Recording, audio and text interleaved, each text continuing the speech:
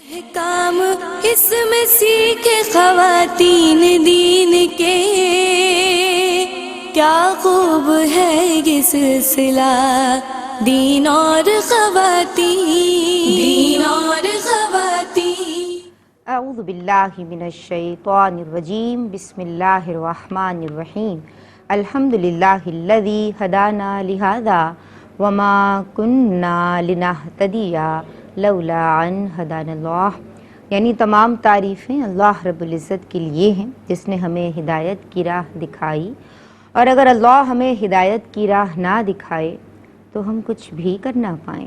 تمام تر درود و سلام ہوں اللہ کے حبیب سید الانبیاء امام الانبیاء حضور جان عالم صلی اللہ تعالی علیہ وآلہ وسلم پر۔ السلام علیکم ورحمۃ اللہ وبرکاتہ۔ جناب، خواتین کی دینی تربیت اور اصلاح کے تعلق سے ARYQ TV کی یہ ایمان افروز کاوش ہے جس کا سرنامہ ہے دین اور خواتین، اور ہمارا بنیادی مقصد یہ ہے کہ ہماری بہنوں کو، ہماری ماؤں کو، بیٹیوں کو، بچیوں کو، صنف نازک کو دین اسلام کی تجلیات سے منور کیا جائے تاکہ گھر کی بنیاد، basic unit of the family دین کو سیکھے، اور صرف جو ہے وہ سیکھنے کی حد تک نہ رہے بلکہ عملی طور پہ یعنی دین کی پریکٹس کو بھی وہ عمل میں لائے، کیونکہ جب ایک ماں پریکٹسنگ مسلم ہوگی اور جو اس کے متعلقین ہیں، جو زیر اثر زیر تربیت ہیں، چاہے وہ اس کے چھوٹے بہن بھائی ہیں یا چاہے وہ اس کی اولاد ہے، وہ جب اس کو دین پہ عمل کرتے ہوئے دیکھے گی تو انشاءاللہ پھر جو ہے وہ ہر گھرانہ ہمیں دین پہ عمل کرتا ہوا نظر آئے گا۔ جناب، ہم بات کر رہے ہیں کل سے جو نیا ٹاپک ہم نے شروع کیا ہے وہ میت کے احکام ہے۔ موت جناب، کل نفس ذائقۃ الموت، ہر ذی روح کو، ہر جان کو موت کا مزہ چکھنا ہے۔ ایوری سول شل ٹیسٹ ڈیتھ، اور یہ ایسا یونیورسل ٹروتھ ہے کہ جس سے کوئی بھی ڈینائی نہیں کرتا۔ لیکن بات یہ ہے کہ موت کی تیاری بھی کرنی ہے، موت کو یاد بھی رکھنا ہے۔ جناب، اہل ایمان کا خاصہ یہ ہے کہ وہ اپنی زندگیوں کو شریعت مطہرہ کی تعلیمات کے مطابق ڈھالتے ہیں اور وہ پریکٹسنگ مسلم بن جاتے ہیں، اور اپنے متعلقین کو بھی دین پہ چلنے کی ترغیب بھی دلاتے ہیں اور تلقین بھی کرتے ہیں، کیونکہ پیش نگاہ، پیش نظر فکر آخرت ہے، اللہ تبارک و تعالی کی رضا ہے، اور پھر وہ ہر عمل خالصاً لوجہ اللہ کرتے ہیں، اپنے رب کو راضی کرنے میں کوشاں رہتے ہیں۔ وہ سکرات کا عالم کسی پہ اگر طاری ہوتا ہوا دیکھتے ہیں، یا وہ کسی پہ نزا کا وقت دیکھتے ہیں، یا وہ کسی جنازے میں جاتی ہیں میری بہنیں، یا وہ کسی میت کو دیکھتی ہیں، تو وہ موت کو یاد بھی کرتی ہیں اور دوسروں کو بھی بتاتی ہیں کہ دیکھو ہم سب پہ یہ وقت آنا ہے۔ تو اہل ایمان اپنی دنیا کو سنوارتا ہے اور سیدھی سمت جو ہے وہ گامزن رہتا ہے کہ اللہ تبارک و تعالی کی رضا اس کو ہمیشہ پیش نگاہ رکھنی ہے اور اپنے معاملات کو سیدھا رکھنا ہے۔ جناب، آج بھی ہم موت کے تعلق سے بات کریں گے۔ قبرستان سے جب گزرتے ہیں تو شکستہ قبروں پہ غور کیجئے کہ کیسے کیسے حسین مٹی تلے سو رہے ہیں۔ اللہ تبارک و تعالی ہم سب کو یہ فکر دے اور ہم سب کی آخرت کو سنوار دے۔ میں اپنی عالمات کو انٹروڈیوس کرواتی ہوں۔ آج ہمارے ساتھ موجود ہیں، ماشاءاللہ خوش بیان ہیں، خوش گفتار ہیں، خدمت دین کے جذبے سے سرشار ہیں، عالمہ صفا فاطمہ اور عالمہ صدف ناز۔ السلام علیکم ورحمۃ اللہ۔ وعلیکم السلام ورحمۃ اللہ۔ دونوں خیریت سے ہیں؟ الحمدللہ۔ ماشاءاللہ، آپ دونوں کو ویلکم کرتے ہیں اور دعا گو ہیں کہ آج ہم بات کر رہے ہیں نزا کے عالم کے تعلق سے، میت کے احکام، تو ہم سب سیکھیں اور ہماری بہنیں جو ہیں وہ اپنے بچوں کو بھی سکھائیں کہ کس طرح سے ان کو موت کی تمنا نہیں کرنی ہے بہنوں، لیکن موت کو یاد ضرور رکھنا ہے۔ آج ہمارے مینٹور اور ایز آلویز ہمارے ساتھ آپ ان کو دیکھتے بھی ہیں اور ہم ان سے سیکھ رہے ہیں، ماشاءاللہ شیخنا المکرم فیض بخش، فیض گستر، فیض رساں، ہم انہیں سلام عرض کرتے ہیں۔ شیخ الحدیث مفتی محمد احسن نوید خان نیازی دامت فیودہم۔ السلام علیکم حضرت۔ وعلیکم السلام ورحمۃ اللہ وبرکاتہ۔ آپ خیریت سے ہیں؟ الحمدللہ رب العالمین۔ ماشاءاللہ، اللہ تبارک و تعالیٰ آپ کا سایہ عاطفت دراز فرمائے، اور یہ موت کے بعد اٹھنے کا تصور اور آخرت کی فکر جو آپ کی جناب سے عطا ہوتی ہے، اللہ اس کو سلامت رکھے اور آپ کا سایہ ہم سب پہ سلامت رہے۔ میں آپ کی سمت آؤں گی، لیکن آپ کی اجازت ہے تو ہم شروع کریں سوالات کا سلسلہ۔ جی عالمہ صفا فاطمہ، اگر کسی پہ نزا کی کیفیت طاری ہو جاتی ہے تو آس پاس جو لوگ موجود ہیں، جو گھر والے ہیں، جو اس کے زیر اثر ہیں، زیر تربیت ہیں، ان کے لیے کیا احکام ہوں گے؟ بسم اللہ الرحمن الرحیم۔ یقیناً موت ایک ایسی اٹل حقیقت ہے جس سے راہ فرار ممکن نہیں، اور اللہ رب العزت نے خود ارشاد فرمایا کل نفس ذائقۃ الموت، کہ ہر نفس کو جو ہے وہ موت کا مزہ چکھنا ہی ہے، آئے ہی اس لیے ہیں کہ جانا ہے۔ تو پھر اس وقت کی تیاری سے کسی وقت میں بھی غافل نہیں ہونا چاہیے۔ اللہ اکبر۔ زندگی کی نعمتیں اللہ رب العزت نے ہمارے فائدے حاصل کرنے کے لیے، منافع کے لیے ہمیں عطا فرمائی ہیں، ان سے جائز فائدے بھی اٹھائے جائیں گے، لیکن بندگی کا تقاضا یہ ہے کہ اس آخری سفر کی تیاری بھی کی جائے اور اس کو یاد بھی رکھا جائے۔ ہماری مجالس میں عام طور پر یہ دیکھا گیا ہے کہ جب کوئی موت کا ذکر کرنے لگتا ہے تو اس کو روک دیا جاتا ہے، ایسی باتیں نہیں کرتے، بعض اوقات یہ بھی کہہ دیا جاتا ہے۔ بالکل۔ تو یہاں پر یہ بھی ذہن میں رکھنا چاہیے کہ نبی کریم علیہ الصلاۃ والسلام نے تو کثرت سے موت کو یاد رکھنے کی تلقین فرمائی ہے، فرمایا کہ لذتوں کو کاٹ دینے والی موت کو کثرت سے یاد کرو۔ اللہ اس کو یاد بھی رکھنا ہے اور ذکر بھی ہوتا رہے، تو اس سے یہ ہوتا ہے کہ ذہن بھی بنتا رہتا ہے، اور اگر ہمارے سامنے کوئی ایسی کیفیت میں مبتلا ہو تو ہم اس سے خوف زدہ ہو کر پیچھے نہیں ہوتے، بلکہ اس کے حقوق اس وقت میں ادا کرنے کے قابل ہوتے ہیں۔ اور یقیناً جو مرض الموت میں مبتلا ہے وہ اس وقت انتہائی سختی کے عالم میں بھی ہوتا ہے، اور شیطان کے وسوسے بھی حملے کر رہے ہوتے ہیں، اور یہی وہ وقت ہے جس میں ایمان کو سلامت لے کر جانا دنیا سے انتہائی ضروری بھی ہے، اور گو کہ ظاہر ہے کہ زندگی بھی ایمان پر گزارنی ہے، لیکن خاص اس وقت میں ایمان کی حفاظت بھی ضروری ہے۔ تو اس لیے اس خاص موقع کے لیے کچھ یہاں پر اصول بھی بتائے گئے ہیں اور کچھ ہمیں طریقے بتائے گئے ہیں کہ اگر کوئی اس طرح کی کنڈیشن میں مبتلا ہو جائے تو اس کو جو گھر والے ہیں ان کو کیا کیا فالو کرنا ہوگا۔ اس حوالے سے سب سے پہلی بات تو یہ ذہن میں رکھیں کہ اگر کوئی کسی جیسے بیماری میں مبتلا ہوتے ہیں تو اگر ان کو کروٹ دلانا رائٹ سائڈ پر پاسبل ہے، یا سیدھا اس طرح لیٹانا کہ سر کے نیچے تھوڑا سا اونچا کر دیا جائے، کوئی تکیہ وغیرہ رکھ دیا جائے کہ ان کا چہرہ جو ہے وہ قبلے کی سمت ہو جائے، میت کا جو مرنے والا ہے یا مرنے کے قریب ہے اس کا چہرہ قبلے کی سمت ہو جائے، تو یہ بہتر ہے، سنت کے مطابق ہے۔ لیکن بعض پیشنٹس ایسے ہوتے ہیں جن کے لیے ایسا کرنا پاسبل ہوتا نہیں ہے، تو پھر وہ جس کیفیت میں ہیں، جس حالت میں، ان کو ایسے ہی رہنے دیا جائے۔ ٹھیک ہے۔ اس کے علاوہ یہ کہ وہاں پر تلقین کرنا کلمہ طیبہ کی، یہ بھی ضروری ہے، اور اس کا طریقہ کار یہ ہوتا ہے کہ آپ خود جو وہاں پر موجود ہیں وہ آہستہ آواز میں خود کلمہ طیبہ پڑھنا شروع کر دیں، کیونکہ جو اس کیفیت میں مبتلا ہے، مرض الموت میں ہے، تو وہ بہت سی سختی ایسی برداشت کر رہا ہے کہ آپ اس کو تو یقیناً فیل نہیں کر سکتے۔ تو اس وقت اس کو باقاعدہ کہنا کہ آپ پڑھیں، اس سے بہت بہتر ہے کہ آپ اس کے سامنے پڑھ دیں۔ یہ تلقین کا بہترین طریقہ علماء نے بیان فرمایا کہ آپ پڑھیں گے تو آپ کے پڑھنے کی وجہ سے اس شخص کو بھی یاد آ جائے گا جو مرض الموت میں مبتلا ہے، اور وہ خود ہی پھر اس کی زبان پر اللہ نے چاہا تو یقیناً جاری ہو جائے گا۔ تو اس لیے تلقین کرنے کا طریقہ صحیح یہی ہے کہ آپ ان کے سامنے کلمہ طیبہ کی تکرار کریں، سورہ یاسین پڑھنی چاہیے۔ اسی طرح جو ہے وہ اور بھی کچھ آیات وغیرہ یا سورتیں پڑھنا چاہیں تو بالکل پڑھ سکتے ہیں۔ خوشبودار ماحول کو رکھنا ممکن ہو تو اس کے اوپر بھی عمل کر لیا جائے، اور اس کیفیت میں اگر کسی کی آپ کوئی ایسی بات دیکھیں کہ بظاہر وہ ایسا لگے کہ اس کو مناسب نہیں لگ رہا کہ اس کے منہ سے کوئی ایسے کلمات نکل جائیں، ہرگز اس کو کسی کے سامنے بیان نہ کیا جائے۔ تو ان باتوں کا خیال رکھنا ضروری ہے، اور اس مقام پر خاص طور پر تلاوت قرآن کریم کا اور کلمہ طیبہ کا اہتمام کرنا بھی سنت سے بھی ثابت ہے، اور نبی کریم علیہ الصلاۃ والسلام نے اس کی ترغیب بھی دلائی ہے۔ جی ماشاء اللہ ماشاء اللہ، میں آپ کی سمت آؤں گی۔ اور نزا کا کسی پہ عالم طاری ہو تو کیا احکام ہے، میری بہن نے بتایا۔ میں آپ سے یہ جاننا چاہتی ہوں کہ اب غسل میت کا طریقہ میری بہنوں کو بتائیے کہ کس طرح سے میت کو غسل دیا جائے۔ بسم اللہ الرحمن الرحیم۔ جب غسل میت کا ارادہ ہو تو چند چیزوں کا اہتمام کر لیجئے، جیسے کہ غسل میت کا تختہ ہے، اور نیم گرم پانی ہے، بیری کے پتوں کا جوش دیا ہوا پانی ہے، اور صابن، شیمپو اور روئی کے پھائے وغیرہ، اس کے علاوہ گلوز ہیں، موٹی چادریں ہیں، ٹاولز ہیں، اور ماچس ہے، اس طرح کی چند چیزوں کا انتظام کر لیں.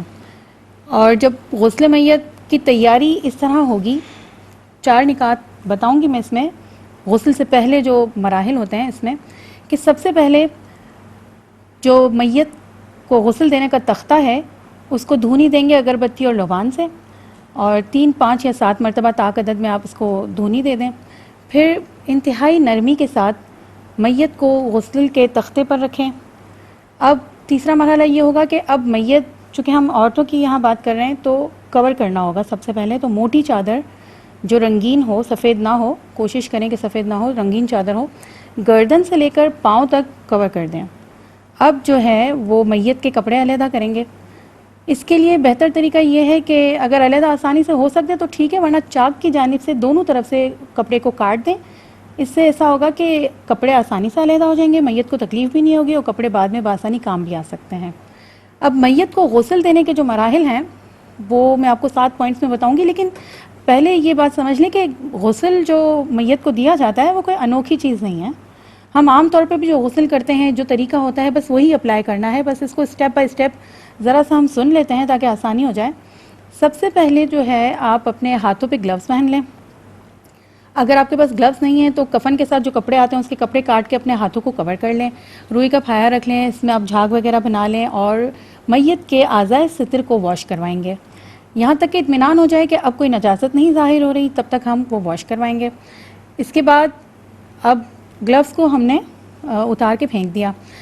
اس کے بعد جو مرحلہ آئے گا تو وضو کروانے کا آئے گا. اب اس میں یہ خیال رکھیں کہ وضو میں صرف 4 کام ہوں گے. سب سے پہلا جو کام وضو کا ہوگا، طریقہ ایک بریک شامل کر رہی ہوں جی، اور ہم واپس آتے ہیں، پھر آپ اس کو کنٹینیو کیجئے. جناب السلام علیکم ورحمۃ اللہ. دین اور خواتین، دین اور خواتین. جی جناب، دین اور خواتین میں آپ سب کا خیر مقدم کرتی ہوں. آج ہم بات کر رہی ہیں میت کے احکام کے تعلق سے، اور بریک سے قبل عالمہ صدف ناز غسل میت کا طریقہ بتا رہی تھیں اور ابتدائی باتیں انہوں نے عرض کر دی تھیں. اب یہ وضو ہمیں بتا رہی تھیں. جی، میت کے وضو میں سب سے پہلے چہرہ دھلائیں گے، پھر دونوں ہاتھ دھلائیں گے کوہنیوں سمیت. سیدھے ہاتھ کو پہلے دھلائیں گے، الٹا ہاتھ بعد میں دھلوائیں گے. اب چہرہ دھونے کے بعد ہاتھ دھوئے، اور ہاتھ کے بعد جو چہرے میں کلی اور ناک میں پانی ہم ڈالتے ہیں نا، تو وہ میت کے ساتھ نہیں ہوگا. اس کے لیے روئی کو بھگو لیں اور 2 روئی کے پھائے ناک کے نتنوں میں ڈال کے اس کی صفائی کر لیں، اور 1 روئی کے پھائے کو آپ دانتوں پہ، مسوڑوں پہ، ہونٹوں پہ پھیر لیں تو یہ منہ کی صفائی ہو جائے گی. اس کے بعد سر کا مسح کروایا جائے گا اور پھر دونوں پاؤں دھلائے جائیں گے. اس میں بھی یہی احتیاط رکھی جائے گی کہ پہلے سیدھا پاؤں دھلائیں گے اور پھر اس کے بعد الٹا پاؤں دھلوائیں گے. یہ 2 چیزیں ہونے کے بعد تیسرا مرحلہ آئے گا. اب ہم میت کے بال دھلوائیں گے. میت کے بال دھلوانے کے بعد میت کو سر سے لے کر پاؤں تک ہر حصے پر پانی ڈالنا ہے. ٹھیک ہے، اس کے لیے ہم نے اس طرح سے کرنا ہے کہ میت کو الٹی جانب کروٹ دیں گے تو اس کا سیدھا ہاتھ اوپر آ جائے گا. پھر سر سے پاؤں تک پانی بہا دیں گے. اس کے بعد جو ہے ہم میت کی سیدھی جانب کو وہ کریں گے تو الٹا ہاتھ اوپر آ جائے گا. اب الٹے ہاتھ پر پانی بہائیں گے آگے پیچھے. اچھا، یہ سارا پانی چادر کے اوپر سے ہی بہائیں گے. اگر نیڈ ہے، ضرورت ہے آپ کو، اور اگر اس کو آپ کو صفائی کرنی ہے تو گلوز پہن کر اپنے ہاتھ کو چادر کے اندر ڈال کر اور واش کروانا چاہتے ہیں تو کروا دیں. نہیں کروانا چاہ رہے ہیں، نیڈ نہیں فیل ہو رہی ہے آپ کو، تو خالی پانی سے بھی غسل ہو جائے گا. اچھا، اس کے بعد آپ میت کو تھوڑا سا کمر سے سہارا دے کے بٹھائیں گے اور پیٹ پہ ہلکے سے ہاتھ پھرائیں گے تاکہ اگر کوئی نجاست وغیرہ ہے تو وہ صاف ہو جائے. اس کے بعد اگر کوئی نجاست نکلتی ہے تو دوبارہ سے آپ کو نہ وضو کروانے کی ضرورت ہے اور نہ ہی غسل کروانے کی ضرورت ہے. کفایت کرے گا جو پہلے وضو وہی کفایت کرے گا. اچھا، اس کے بعد آخر میں، سب سے آخری میں جو ہے ہم نے بیری کے پتے اور وہ جو کافور ہے وہ ہم نے رکھی ہوئی تھی، تو کافور کو پانی میں ڈالیں گے. بیری کے پتوں کا جو پانی ہے چھنا ہوا وہ ایک مگ میں ڈالیں گے اور سر سے لے کے پاؤں تک بہا دیں گے تاکہ وہ خوشبو ہو جائے. اب یہ غسل مکمل ہو گیا. اس کے بعد میت کو پونچھنے کا اسٹیپ ہوگا. تو ایک ٹاول لے کے میت کے بالوں پہ لپیٹ دیں تاکہ وہ بال خشک ہو جائیں، اور پھر دوسرے کپڑے سے ہم اندر ہاتھ ڈال کے، چادر کے اندر ہاتھ ڈال کے باڈی کو خشک کریں گے. میت کے تختے سے سارا پانی نکال کے تختے کو بھی اسی ٹاول سے خشک کر دیں گے، اور پھر 2 چادریں آمنے سامنے سے پکڑ کر 2 لوگ جو ہے وہ چادر پکڑ کے اوپر سے میت کے اوپر خشک والی اور گیلی چادر کو کھینچ دیں گے، اور پھر اسی چادر کو ہم اوپر ڈھک دیں گے. یہاں پہ یہ ہمیں کرنا ہے کہ ستر کا خیال رکھنا ہے، ہمیں نظر نہیں کرنی میت کی طرف، اور ہمیں ڈائریکٹ ہاتھ بھی ٹچ نہیں کرنا. گلوز پہنے ہوئے ہاتھ ٹچ کرنے ہیں باڈی کو. صحیح، یہ بہت احتیاط رکھنی ہے، بے پردگی ہرگز نہ ہو. اچھا یہ ہو گیا ہمارا، یہاں پہ غسل بھی کمپلیٹ ہو گیا. اب لاسٹ میں ہم اعضائے سجود پر کافور ملیں گے. اب اعضائے سجود کیا ہے کہ نماز کی حالت میں جب ہم سجدے میں جاتے ہیں تو جو ہماری ہڈیاں زمین سے ٹچ ہوتی ہیں وہ 7 ہڈیاں ہیں، تو ان تمام ہڈیوں پر کافور ملیں گے. جیسے کہ یہ پیشانی اور ناک کی ایک ہڈی ہو گئی، دونوں ہاتھ ہمارے زمین پہ ٹچ ہوتے ہیں، پھر ہمارے دونوں گھٹنے ہیں اور دونوں پاؤں، تو ان 7 ہڈیوں پر کافور ملیں گے. دیکھیں شریعت مطہرہ نے، اسلام نے کتنا حسن ہمیں بیان کیا کہ اگر ہم نے یہ جو غسل میت ہے نا اسے معاشرے کی ذمہ داری قرار دیا ہے، کیونکہ یہ فرض کفایہ کا درجہ اسے حاصل ہے. یعنی ایک شخص نے اگر یہ ادا کر دیا تو سب کے سب بری ذمہ ہو جائیں گے، اور اگر ایک نے بھی ادا نہ کیا تو سب کے سب گناہ گار ہوں گے. اور جب کسی ایک نے اسے غسل دے دیا تو اس کے لیے فضیلت سن لیجئے کہ جو کوئی اگر، احادیث کریمہ میں آتا ہے کہ جو کوئی اگر کسی میت کو غسل دے، اس پر خوشبو لگائے، اس کو کفن پہنائے اور اس کا جنازہ پڑھے، اس کے اندر جو نقص کی بات ہے وہ نظر آئے تو اسے چھپا لے، تو وہ اس طرح سے گناہوں سے پاک ہو جائے گا جیسا کہ وہ پیدائش کے وقت تھا. ٹھیک ہے، بہت شکریہ آپ کا عالمہ صدف ناز. اور یہ جو نقص کی بات کی، اگر کوئی عیب آپ کو نظر آتا ہے تو آپ نے اسے آشکار نہیں کرنا، اس کو چھپانا ہے. اور دوسرا یہ کہ بہنوں کو خود بھی سیکھنا ہے، یہ نہیں کہ غسالہ ہی آئے گی، ایک پروفیشنل لیڈی وہی آ کے نہلائے گی، گھر والے خود بھی غسل دے سکتے ہیں. میں حضرت صاحب کی سمت بڑھ رہی ہوں، اور اگر بیٹی ماں کو خود ایک سکون بھی ملتا ہے نا.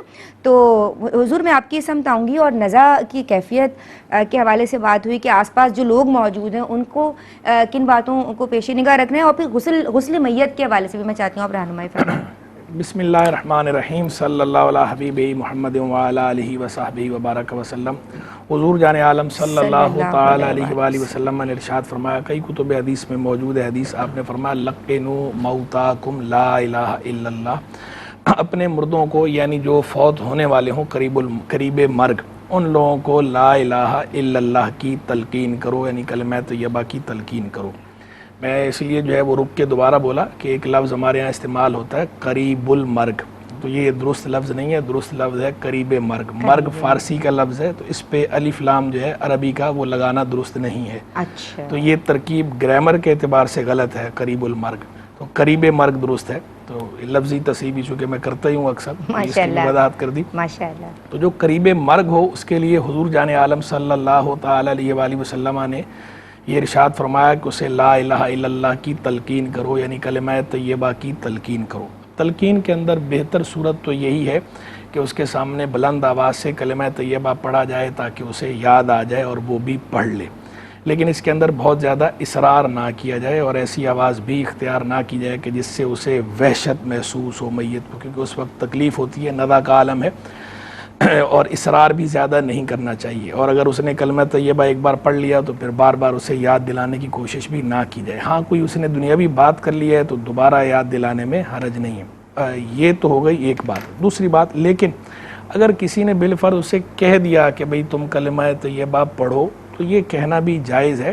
اسے ہم ناپسند اس وجہ سے قرار دیا ہے بعض علماء نے کہ کہیں وہ موت کی سختی کی وجہ سے کوئی غلط جواب نہ دے دے یا برا کلمہ نہ کہہ دے، تو اس لیے انہوں نے کہا کہ بجائے یہ کہنے کے یہ صورت اختیار کر لی جائے کہ اس کے سامنے کلمہ طیبہ بلند آواز سے پڑھ لیا جائے. لیکن کوئی اگر یہ کہہ دیتا ہے کہ جیسے بعض لوگ کہہ دیتے ہیں پتہ نہیں ہوتا تو وہ یہ کہہ دیا کرتے ہیں کہ پڑھو کلمہ لا الہ الا اللہ پڑھو، اگر کوئی یہ کہتا ہے تو یہ بھی ہے جائز. بلکہ خود حضور جان عالم صلی اللہ تعالی علیہ وآلہ وسلم سے ثابت ہے. آپ ایک انصاری کے عالم نزا میں تشریف لے کر گئے اس کے پاس، انصاری کے پاس، وہ عالم نزا میں تھے، تو آپ نے حالت نزا تھی، تو آپ علیہ الصلوۃ والسلام نے اس وقت فرمایا یا خال قل لا الہ الا اللہ، کہو لا الہ الا اللہ. اسی وجہ سے بعض حضرات علماء کا موقف تو یہ ہے کہ تلقین کی سنت پر عمل تبھی ہوگا کہ جب اسے کہا جائے. تو یہ بھی ایک رائے ہے علماء کی. تو بہرحال وہ ان کی رائے اپنی جگہ پر، لیکن جو حدیث سے چونکہ ثابت ہے خود حضور جان عالم صلی اللہ تعالی علیہ وآلہ وسلم سے اس طرح کہنا، تو اس لیے اس کے جواز میں کوئی کلام نہیں، جواز میں کوئی شبہ نہیں ہے جائز. لیکن بہتر صورت یہی ہے کہ اس کے سامنے بلند آواز سے پڑھ لیا جائے تاکہ کہیں وہ موت کی سختی کی وجہ سے کوئی برا کلمہ نہ کہہ دے. ایک بات. دوسری بات یہ کہ اگر وہ بالفرض کوئی موت کی سختی کی وجہ سے برا کلمہ کہہ دے اس وقت، یا کلمہ کفر کہہ دے، تو اس پر حکم کفر جاری نہیں کریں گے. یہ مسئلہ بھی ذہن نشین رہنا چاہیے کہ وقت موت اگر کوئی کلمہ کفر بولتا ہے تو وہ کلمہ کفر موت کی سختی کی وجہ سے ہوتا ہے، تو بندہ اس وقت پوری طرح اپنے حواس میں نہیں ہوتا، تو اس لیے فقہاء نے باقاعدہ اس کی تصریح کی ہے کہ اس پر جو احکام ہیں دنیاوی احکام وہ سارے مسلمان والے ہی جاری کیے جائیں گے، کہ ہو سکتا ہے اس وقت اس پہ غشی طاری ہے یا اس پہ کوئی ایسی سختی ہے کہ موت کی سختی میں کہنا کچھ چاہتا تھا، زبان سے کچھ نکل گیا، ہم اس سے حسن ظن رکھیں گے، اس پر معمول کریں گے، اور اس کی جو تدفین ہے اور تکفین ہے اور غسل ہے، جو جتنے احکام مسلمانوں والے ہیں یہی سارے احکام اس پر جاری ہوں گے، مسلمانوں کے قبرستان میں دفنایا بھی جائے گا، دعائے مغفرت بھی کی جائے گی۔ باقی عند اللہ کا معاملہ کیا ہے، عند اللہ کا معاملہ وہ جانے اور خدا جانے۔ باقی جو ظاہری احکام ہے وہ صورت میں اگر وقت موت کسی نے کلمہ کفر کا ہے، ویسے مسلمان ہے لیکن وقت موت کوئی کلمہ کفر منہ سے نکل گیا موت کی سختی کی وجہ سے، تو دنیاوی احکام کفر والے جاری نہیں کیے جائیں گے۔ دوسری بات یہ ہے کہ جب انتقال ہو جائے تو اس وقت جو ہے وہ اس کی آنکھیں جو ہے وہ نرمی کے ساتھ بند کر دی جائیں، کیونکہ یہ بھی حدیث شریف کے اندر ہے کہ حضور جان عالم صلی اللہ تعالی علیہ وآلہ وسلم نے ارشاد فرمایا کہ جب روح نکلتی ہے تو بینائی اس کا پیچھا کرتی ہے، تو اسی وجہ سے جو ہمارے یہاں یہ جو تصور ہے آنکھیں بند کرنے کا وہ اسی حدیث کی روشنی میں ہے، اسی پر مسلمانوں کا عمل ہے کہ جب انتقال ہوتا ہے تو میت کی آنکھیں جو ہے وہ نرمی سے بند کر دیتے ہیں۔ اسی طرح اسے جو ہے وہ کسی چادر وغیرہ سے ڈھانپ دیا جائے، یہ بھی بہتر ہے، مستحسن ہے، اور خود حضور جان عالم صلی اللہ تعالی علیہ وآلہ وسلم کا بھی جب وصال ہوا تھا تو ان سید عائشہ صدیقہ طیبہ طاہرہ رضی اللہ تعالیٰ عنہ بیان کرتی ہیں کہ آپ کو ایک سبز یمنی چادر آپ کے اوپر ڈالی گئی تھی، آپ کے بھی چہرہ مبارک کو اور رخ زیبا کو آپ کے ڈھانپ دیا گیا تھا، تو ایسی کوئی انتقال جب کسی کا ہو جائے اس وقت تو اس کے چہرے کو بھی ڈھانپ دینا چاہیے، یہ مستحسن ہے۔ اور اگر کوئی تلاوت وغیرہ کرنا چاہیں سورہ یاسین انتقال سے پہلے تو سورہ یاسین بالکل پڑھی جا سکتی ہے، کوئی اس میں حرج نہیں ہے، یہ بھی حدیث کے اندر آیا ہے اقرأوا علی موتاکم سورۃ یاسین، اپنے مردوں کے پاس سورہ یاسین پڑھو، تو سورہ یاسین پڑھی جا سکتی ہے، اس میں حرج نہیں، لیکن جب انتقال ہو جائے میت موجود ہو اور اگر کوئی کسی قسم کی گندگی یا نجاست کا اندیشہ ہو تو نجاست کی وجہ سے بعض اہل علم منع کرتے ہیں اس وقت، لیکن نجاست کا اندیشہ نہ ہو تو ویسے پڑھنے میں حرج نہیں ہے، قباحت نہیں ہے۔ تو یہ کچھ احتیاطیں ہیں وقت ندا ملوز رکھنے کی، یہ احتیاطیں ملوز رکھی جائیں، ان میں سے کچھ جو ہے وہ سنت ہیں، کچھ جو ہے وہ مستحب ہیں۔ ٹھیک ہے، اور غسل میت کے حوالے سے میت کے حوالے سے کافی تفصیلی بات ہو گئی۔ ٹھیک ہے، بہت شکریہ آپ کا۔ میں آپ کی سمت آؤں گی عالمہ صفا فاطمہ، اور یہ بھی ایک مسکنسیپشن ہے اور بہنیں اکثر جو ہے وہ ان کی یہ کوئری ہوتی ہے اور پوچھتی ہیں کہ کیا جو ہے وہ شوہر بیوی کو اور بیوی شوہر کو غسل دے سکتی ہے؟ دیکھیں نارمل صورتحال تو یہی ہے کہ مرد مرد کو غسل دیں گے، اور خواتین جو ہیں وہ اگر کسی عورت کا انتقال ہو جائے تو اس کو غسل دیں گے، اور ایسا ہی ہوتا بھی ہے۔ اچھا، ان کیس کہ اگر کوئی اور موجود نہ ہو تب یہ سوال ہوتا ہے کہ خواتین اپنے ہسبینڈ کو شوہر کو غسل دے سکتی ہیں یا مرد اپنی زوجہ کو غسل دے سکتا ہے یا نہیں۔ تو اس حوالے سے یہ ذہن میں رکھیں کہ عورت جو ہے وہ شوہر کو غسل دے سکتی ہے، لیکن مرد اپنی زوجہ کو غسل نہیں دے سکتا اور اس کے بدن کو چھو بھی نہیں سکتا۔ البتہ یہ ضرور ہے کہ اس میں بہت زیادہ سختی کی جاتی ہے کہ اگر وہ چھو نہیں سکتا ہے اور غسل نہیں دے سکتا تو دیکھ بھی نہیں سکتا، دیدار آخری دیدار بھی نہیں کرنے دیتے۔ جی، تو بہرحال دیکھنے میں کوئی حرج نہیں ہے، شوہر اپنی بیوی کو مرنے کے بعد دیکھ سکتا ہے، جس طرح باقی سب اس کا چہرے کو دیکھتے ہیں اس طرح شوہر دیکھ سکتا ہے، کندھا بھی دے سکتا ہے، اس میں بھی کوئی حرج نہیں ہے۔ بہرحال جو احتیاط ہے وہ اسی مقام پر ہے کہ شوہر اپنی زوجہ کو غسل نہیں دے سکتا، اور اگر بالفرض کوئی اور اویلیبل نہ ہو تو عورت اپنے شوہر کو غسل دے سکتی ہے۔ جناب اس موقع پہ ایک بریک شامل کر رہے ہیں، آپ دیکھ رہے ہیں دین اور خواتین اس ذرائع ناچیز کے ساتھ ہم سیکھ رہے ہیں دینی مسائل اور فضائل پہ بھی کلام ہو رہا ہے۔ ایک بریک لے رہے ہیں، اپنی زبانوں کو درود پاک سے تر رکھیے۔ ہے یہ سلسلہ دین اور خواتین۔ جی بسم اللہ الرحمن الرحیم، السلام علیکم ورحمۃ اللہ۔ دین اور خواتین میں آپ سب کا خیر مقدم کرتی ہوں۔ ہم بات کر رہے ہیں میت کے احکام کے تعلق سے، اور بریک سے قبل ہم نے جانا کہ جو بیوی ہے وہ شوہر کو غسل دے سکتی ہے یا نہیں, اور شوہر بیوی کو غسل دے سکتا ہے یا نہیں. اچھا, آپ ہمارے یہ سارے پروگرامز, ہماری پلے لسٹ بنی ہوئی ہے, ہمارا باقاعدہ یوٹیوب چینل ہے, ہمارا فیس بک پیج ہے, تو سوشلی بھی آپ ہمیں جوائن کر سکتے ہیں, ڈیجیٹلی بھی آپ دین سیکھ سکتے ہیں. اپنی سہولت کے مطابق آپ دین اور خواتین ٹائپ کیجئے, ڈیٹ اگر آپ کو معلوم ہے تو وہ ڈیٹ مینشن کر دیجئے, نہیں تو ٹاپک ڈال دیجئے.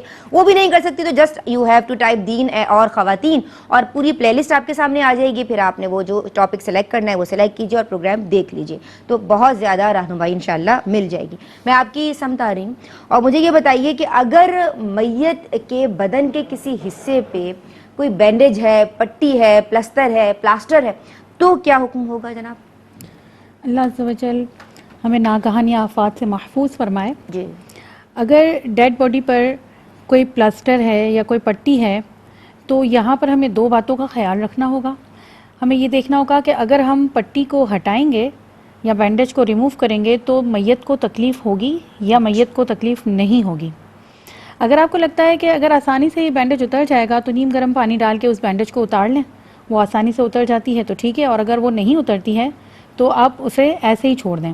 اچھا, ہاسپٹل سے جب یہ میت آتی ہے تو پلاسٹر وغیرہ یا جو ایسی چیزیں ہوتی ہیں سخت والی وہ اتار دی جاتی ہیں, اور باڈی جب گرم ہوتی ہے, جب انتقال ہوا ہی ہوتا ہے, تو ایسی بہت ساری چیزیں اگر ہم اتار دیں تو وہ اتر جاتی ہیں. جیسے جیسے جسم ٹھنڈا ہوتا جاتا ہے تو ویسے ویسے چیزوں کو نکالنا بھی مشکل ہو جاتا ہے. اچھا. یہاں پہ ایک ہی اصول ہم اپنے ذہن میں رکھیں گے کہ میت کو تکلیف ہو رہی ہے اگر تو پھر ہم چھوڑ دیں گے, اور میت کو تکلیف نہیں ہو رہی تو تمام بیرونی چیزیں جو بھی لگی ہوئی ہیں وہ ساری ہم نکالیں گے.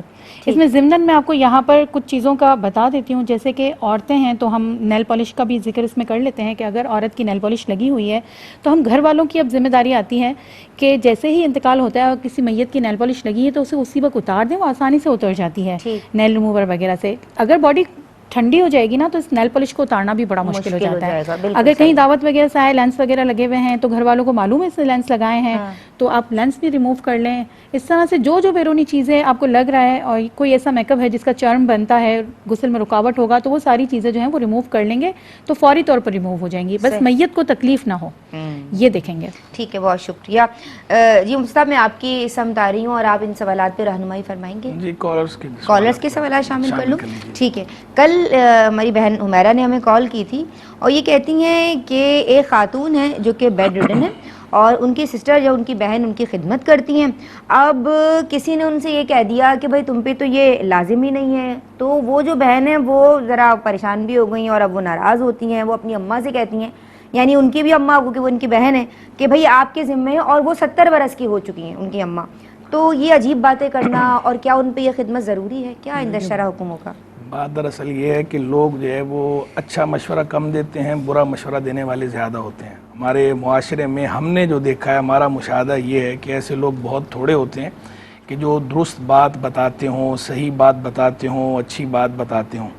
اور زیادہ تر لوگ وہ ہوتے ہیں کہ جو وقتی طور پر پریٹینڈ یہ کرتے ہیں, ظاہر یہ کرتے ہیں کہ وہ آپ کے ساتھ اچھے ہیں, لیکن وہ ان کے جو مشورے ہوتے ہیں, ان کی جو باتیں ہوتی ہیں, ساری وہ ہوتی ہیں کہ جن کا رزلٹ آپ کے حق میں اچھا نہیں ہوتا, کبھی آخرت کے اعتبار سے, کبھی دنیا کے اعتبار سے. لوگ حسد بھی بہت زیادہ کرتے ہیں, حسد کے شکار بھی ہوتے ہیں, اور پھر بے علمی کی وجہ سے خام خواہ کے کامنٹ پاس کرنا, یہ بھی ایک مشغلہ ہے لوگوں کا. علم پورا نہیں ہوتا, لیکن جو ہے انہیں یہ شوق ہوتا ہے کہ ہر کسی کے معاملے میں ہم نے مداخلت کرنی ہے اور اپنے جو ہے وہ کامنٹس پاس کرنے ہیں. اور بالخصوص معذرت کے ساتھ جو ہے یہ تھوڑا بہنوں میں زیادہ ہوتا ہے. علم پورا نہیں ہوتا لیکن شوق پورا ہوتا ہے. جی, کسی بھی جگہ چلی جائیں گی تو کوئی بھی بات ہوگی تو اس کے بعد بس پھر پوری سراؤنڈنگ جو ہے وہ وہاں کی, اندر کی, گھر کی, باہر کی, ہر جگہ کی, جس سے ان کا کوئی لینا دینا نہ ہو, کوئی ان کا مطلب نہیں ہے, نہ دینی طور پر, نہ دنیاوی طور پہ, نہ اخروی طور پہ, بس خواہ مخواہ کی کھود کرید میں بھی پڑیں گی. اس کے بعد جو ہے اس کو اپنی طرف سے جو ہے وہ مشورے بھی دیں گی اور اپنی طرف سے اپنا بزرگ مہر ہونا ثابت کریں گی, بڑا جو ہے وہ قابل, اور میں بڑی جو ہے وہ آپ کو جو بات بتا رہی ہوں. تو اب ایسے میں ہوتا ہی ہے کہ جب اس طرح کی یہ باتیں کر کے جاتی ہیں نا تو اب جو آپس کے جو رشتے ہوتے ہیں وہ بہت زیادہ متاثر ہوتے ہیں، کیونکہ جہاں پر بھی لوگوں میں رشتے آپس میں ایسے ہوں، ریلیشنز ہیں جہاں حسن سلوک ہوتا ہے، وہاں ہمیشہ اس طرح کے لوگوں کی وجہ سے جو ہے وہ مرد ہوں یا خواتین ہوں جو اس ٹائپ کے لوگ ہوتے ہیں ان کی وجہ سے ہمیشہ رشتوں میں دراڑیں پڑتی ہیں. جی یہ ہمیشہ جو ہے یہ اچھی بات نہیں بتاتے، غلط بات ہی بتاتے ہیں، اور اگر جو ہے وہ کوئی اچھی بات کہہ بھی رہے ہوں تو اس انداز سے اس کی تلقین کرتے ہیں کہ وہ اچھی بات کا جو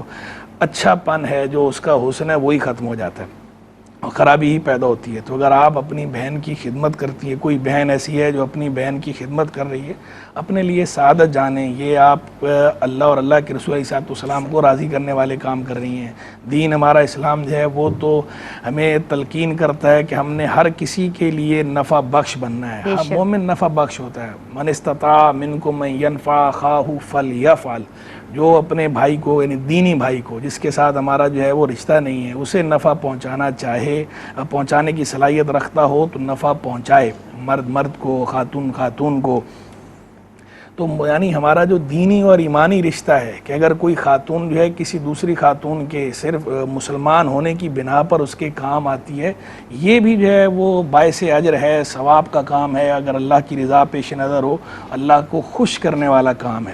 اور چاہے جائے کہ یہ کہ وہ آپ کی سگی بہن ہو، وہ آپ کا جو ہے وہ قریبی رشتہ ہو کہ جہاں پر دوہرا اجر ہے، کہ وہاں تو صلہ رحمی بھی ہے.